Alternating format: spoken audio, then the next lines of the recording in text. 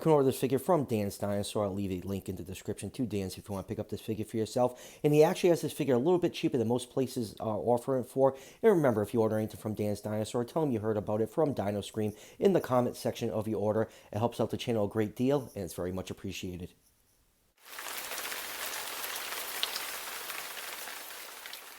Hey everyone, welcome back to another PNSO review. Today we're taking a look at Bart, the Pinacosaurus. I am absolutely loving the variety of species PNSO has been giving us over the last few months. I think this is the third armored dinosaur they've given us over a span of like a couple of months, which is absolutely fantastic. Just love the variety of species they've been cranking out. It's really scratching, that itch to add, new species to my collection. I feel like other companies really just aren't offering a lot of variety lately, and PNSO is definitely filling that void. Thankfully, they've showed us a little bit of mercy by taking a month and a half off. I think at the beginning of March they're going to be revealing more figures, and who knows how long that's going to go on. That was a very relentless assault since the fall to I think about January with just weekly releases. But so my wallet is enjoying the break, but I can't wait till they get back. So before we take a closer look at Bart, let's just go over the packaging really quick. Comes in the standard prehistoric animal models box that we've been seeing for a while now. You got a beautiful picture of Bart on the front. And on the top of the box, instead of the typical headshot, we kind of got like a overhead butt shot of all those beautiful scoots, plates, and spikes of this animal. And then, just like every other PNSO figure, you do get a pamphlet with some pictures of the figure inside. And you do have a nice picture of the skeletal up here, and you do have kind of like a kitty explanation down here, like a story of what a Pinacosaurus is. So enough about the packaging, let's take a closer look at Bart. So let's start with a nice 360-degree view of Bart. Another really well-done figure from PNSO. They have been knocking it out of the park lately. The sculpting and detail is beautiful on this figure. The row of spikes along the side and tail are really sharp looking, and I absolutely love the color scheme on this figure. The color scheme is based off the thorny devil, or Moloch. It's an Australian lizard species, and I just think that's such a cool choice to put on a dinosaur. They kind of share some similarities in looks with all those spikes coming out of it. And it's very a la Beast of the Mesozoic, taking inspiration from real life animals and applying it to the color scheme of dinosaur figures. So yeah, really, really digging the color scheme on this figure. Let's do a couple quick measurements. This figure is just a hair under 7 inches long from the tip of the beak to the tip of the tail, and from the highest point on the back about 1¼ inches tall. So it's a very short figure. So Pinacosaurus in real life was around 16 feet long. So with those measurements, that put this figure in the 1/27 scale range. So let's zoom in and take a look at some of the finer details on this figure, starting with this really nice head sculpt. The sculpt and detail all over this figure, even on the head, is really well done. You can see every individual scoot and piece of bony armor on here. A lot of nice paint apps on the head. The eye is painted in black, has a little bit of a gloss coat to give it that reflective look. And I like how the eye socket is sculpted to kind of give it that armored look. I think the eyelids on the species were also armored. You can see the beak is beautifully sculpted, and right here a lot of nice detail on the beak. You can see the nostrils are also nicely sculpted. And then turn the figure over, you can see the belly has some really nice scale detail, whitish color with a little bit of a wash to bring out all that scale detail. You can see the little cloaca bum hole sculpted in right here, and some more of that white coloration to about the 3/4 point of the tail. And then turn the figure over and look at the back.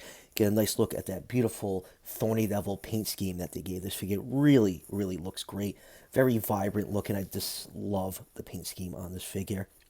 You can see all the scoots and armor plates are really nicely sculpted. Nice dark washing there to bring out all that detail. The spikes on the side of the body are sculpted nice and sharp, and they are definitely sharp. When you poke your finger up against it, they will definitely give you a little bit of a pinch. Some nice paint apps on there and sculpted detail on those spikes. And on the side of the body, you got some more armor plates mixed in with the scales. Really well done. Makes this figure look like the armor tank that it is. And I love all these armor plates along the forelimbs right here, which is true to the real life animal. And then going down to the hind legs, you get some more armor plating on the hip region. The toe claws are nicely sculpted. Even the bottom of the feet have some nice detail on them. And then going down to the tail, you can see the hip region is really wide on here, and then it goes to this really thin looking tail with these really menacing looking like scissor like spikes coming out the side.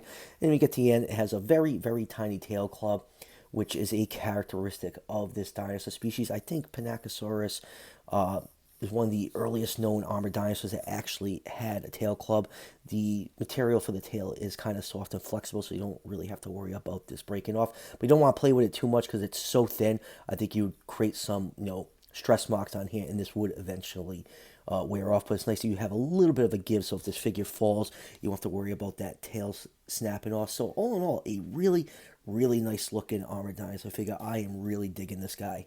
Moving on to comparisons, here it is with PNSO's Spinosaurus. I always like to point out when I take this figure out, this is a 135 scale Spinosaurus figure, but it's based off a juvenile specimen. If it was an adult specimen, it would absolutely dwarf the Pinacosaurus. And next up is PNSO's awesome looking Carnotaurus.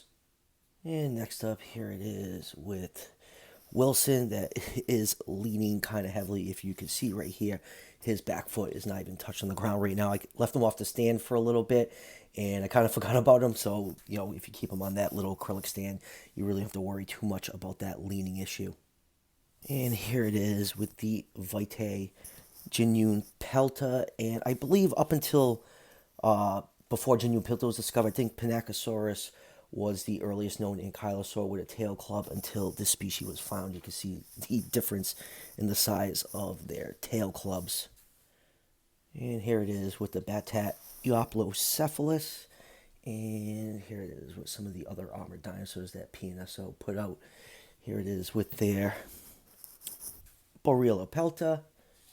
Here it is with the Sauropelta. And lastly, here it is with their still awesome Ankylosaurus. This was the first figure in the prehistoric animal models line, and I still think it is one of the best. So final thoughts on Bart. I think it's another great offering from PNSO. I have no real complaints with this figure. I think the sculpt and the detail are great. Love the paint scheme, especially it's based off the Thorny Devil. I think that's a really cool touch. So yeah, I think it's another great addition to your dinosaur collection. I just love the variety of species that PNSO has been cranking out lately. And speaking of variety, they recently teased some artwork to potentially upcoming figures. They showed off a Torvosaurus. Thank you. I've been dying for a great representation of that theropod, new Stegosaurus, which I'm actually excited for because I really, really want to replace Bieber in my collection. I always kind of complain about that figure, so it'd be nice just to put that figure to the side and just forget about it. And what else did they tease? Oh, an Allosaurus. That's another one I'm excited for. I hope they scale really well with that upcoming Stegosaurus.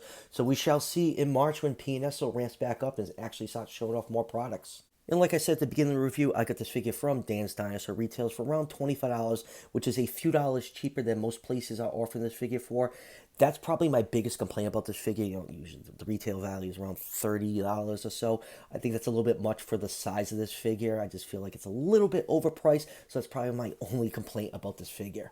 So that will do it for the review. As always, if you're enjoying the content on this channel, show your support by hitting that subscription button just below the video. Each subscription helps out the channel tremendously and is greatly appreciated. And I'll see you guys for the next one.